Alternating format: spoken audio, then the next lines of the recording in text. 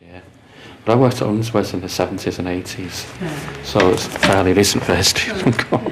Anyway, Unsworth was a menswear clothes shop, and some of the characters that used to come in there didn't come to buy, they came to have a chat. And one fella I remember really well was called, I nicknamed him Mr. Gloves, because that's what he came in to see all the time. He came in to see all the leather gloves and try hundreds of pairs on, because then the stock he carried in little shops then was hundreds of things, drawers full of everything. And he had to have a big choice to sell. So anyway, he's trying all these leather gloves, and then he starts to talk about when he worked at Unsworth, not in the shop, but in the cellar, because he'd been a baker's and a funeral parlour. Whether they used the same ovens, I don't know. You can imagine. That's, and his first job from school was actually burning the cardboard boxes in the cellar for some reason. And then he came in a few times, and I knew something was going on because the other staff kept disappearing when they saw him coming in. They knew he was a character. I didn't. I was new. So he came to see me because he took his shine to me because I was new, you know. So he comes in one day. Doesn't ask about the gloves. I thought, I wonder what he's going to say today, because I'd heard the script now because he told me the story. I need to use your phone. It's an emergency. I thought, oh God, what's happened? Somebody got run over, somebody ill or had a heart attack or something. I need to use your phone immediately. His voice had changed. It was like authoritative, like he was back where he came from. The story ends in a bit. So I thought, oh well. So I pulled the line of the phone outside into the shop, and he's on the phone. He said, this is an emergency, this is an emergency. Lift the bridge, lift the bridge.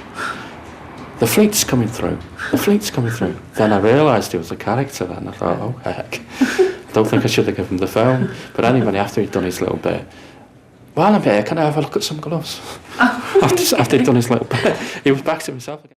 He was really a qualified sea captain, and he'd been on submarines, and what happened was he got torpedoed. And he'd never really got over that, and that had sent him like shell shock kind of. He was in that sort of thing. He was always talking about his early days as a young lad, and then he'd come in and do his fleet story, you know. So that was just one of the characters that used to come in the shop. Had he actually found anyone, or was it just a... No, no, he just picked up the phone. He didn't dial. He just spoke into the phone. He was the captain again when he picked up the phone, you say. Yeah, we're just looking at these artefacts that we've just taken out of the archive, and you could describe the objects and the shops and your memories of it, really. So if we start off with the tailors, brushes, or well, Bradley's tailors. Yeah. The old police station. Obviously, this is a ruler from his shop. School uniforms. Yeah. He's well known for school uniforms. That's where you went for your. If you went to Balfour Road School, the Tet. You had a wooden floor in there, didn't you? Got it's quite a good shop. It was 3 stories high. At the bottom of Bridge Street.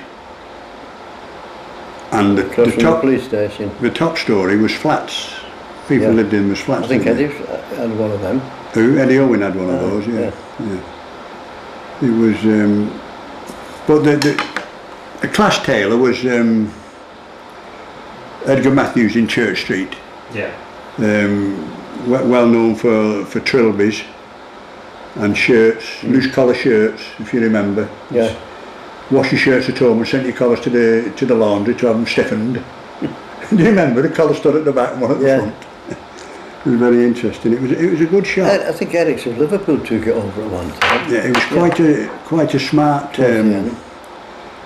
He was quite a smart man. Was Edgar? Do you remember? You remember him, won't you? Being next door to him. Vaguely, yeah. And then there was another guy who used to come to try the suits, and he used to work at the crisp factory. And his favourite phrase was, every time he tried one, "I'm the one for the suits, you know." And he's standing looking at all the different mirrors, and at the top of Unsworth there was like 4 little glass mirrors, and you could see yourself at all different angles. I think he looked at every angle of every suit, but never ever bought anything. So I nicknamed him Mr. Suits. And then there was Mr. Raincheck, who used to come and try all the trousers on, but never bought anything. His phrase was, "I like them, but I'll give you a rain check on them." So that was it, Mr. Raincheck. That was his nickname. But there's all sorts of characters in the old town. Do you remember you used to get your clothes tailored there or anything? Oh yeah, bespoke. Did you? Bespoke tailor, measured you up and Did you get any suits done there? Or? I didn't know. I worked at the Co-op, and if you worked at the Co-op, the Co-op tailor was opposite, and that's where you went for your suit if you worked at the Co-op. Otherwise, the managing director of the society, Mr. Cooper, he'd have you in his office and want to know why you haven't bought a suit in the last 2 years. I've been checking through the books and you've not bought anything from the tailors. I don't think there's anywhere in the city, is there, that you can go and have a suit measured now, today?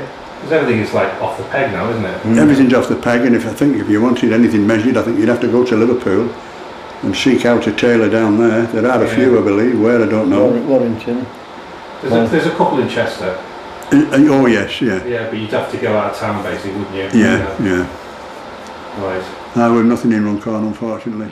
You know. So who are the characters of today then? Are they Who are the characters of today? Now, it's best not to say, we might get done. There are it's harder to characters out say, there. isn't it? With I people. can think of one lady in particular. She stands out because she always wears a red coat and she wears what I call a tea cosy hat. Yeah. It's a knitted woolly hat with all brooches on it. Yeah. And if you get talking to her, you will not get away. Yeah. She tells everybody's life story as well as her own. You know, Oh, she's a modern day character. She may well be a granddaughter or something who was a character because she was. I know when she's at the bus stop, but she forgets. You see, Yeah. she'll tell you a life story and then she'll come again and tell you it again. Yeah. And you know she's missed anything out because you've heard the story. Yeah. There's lots of characters like that. And, The bottle, because we did discuss about it before, and the unique sort of like little mechanism it has at the top. Well, there was a lot of these. What happened? They used to get broken. The neck would be broken off so that the children could get the marble out to play marbles with. The idea of the marble was to stop the contents coming out of the top if it was knocked over. Once the seal was broken on the top, you were left with a marble to seal the bottle. But I should imagine that a lot of these was thrown down the tip, and they opened a tip in Runcorn, very next door to the football field, somewhere down by Littlemore's brickyard. That was the local tip, landfill. And when it was closed and finished with, they started to build the new factories and things that were down in that area. People used to go down and dig in the tip and find these things, but unfortunately they were all broken. You just find the tops knocked off. Was that company based in Runcorn? Oh yes, it was in Alcock Street. Looking at Runcorn now, what are the changes that have you seen? Oh, very sad. With Runcorn Old Town? It's been destroyed, hasn't it? It's been destroyed. One of the biggest things was the busway, cutting right through it for a start. Nobody goes into the town. There's nothing to go into the town for. It's very sad, really. I mean, you've got the Halton Lee now was the shopping city. Now at the planning stage in the late 60s, was it? Yeah, 71 it opened, I think, didn't it? Something like that. Right, yeah. Anyway, in Runcorn, you've got Church Street, High Street and Regent Street.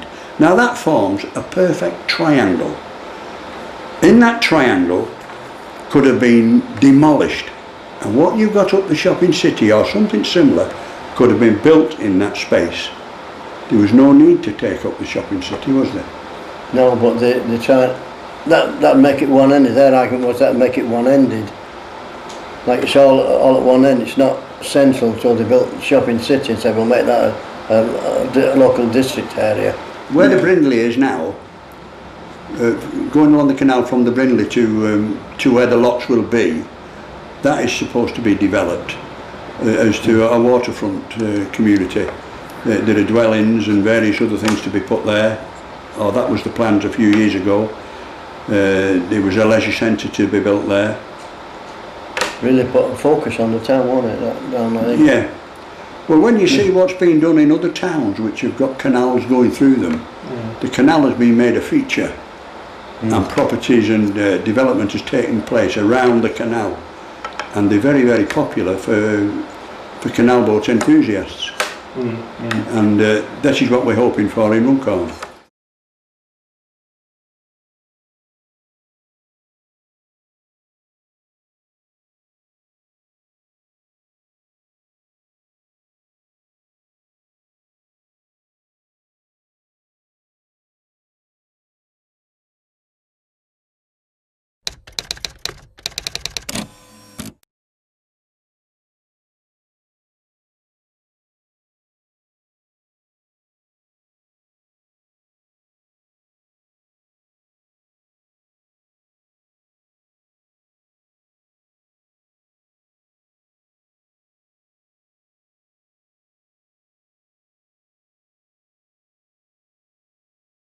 The Ship Canal and the Bridgewater Canal.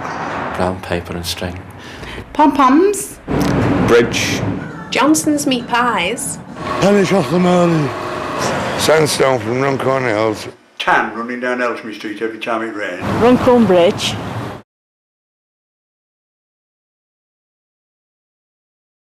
Wife-to-be bridal shop. Charity shop bargains. Bridge. Traditional fish and chips. Runcorn Bridge. Cup of tea. The Brindley Centre.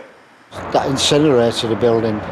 A huge flower or a flower vase.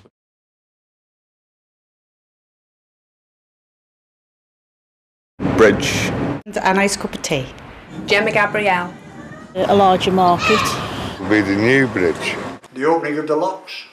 Probably lying that bridge. The canals is probably the future Runcorn.